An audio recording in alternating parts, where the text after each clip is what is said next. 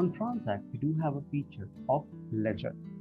So from there, you can go ahead and download the Ledger and share it internally with your accounts team and all. Let me quickly, let's go to our payments module.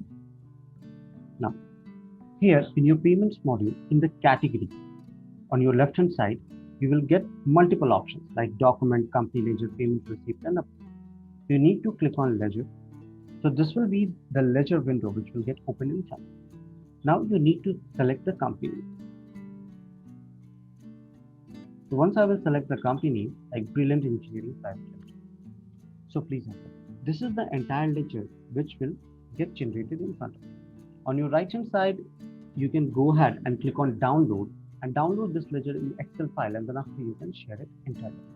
Same going you can do with your report section as well. We have provided two reports for the ledger in our report. You can very well go ahead and download those ledger reports from your report section.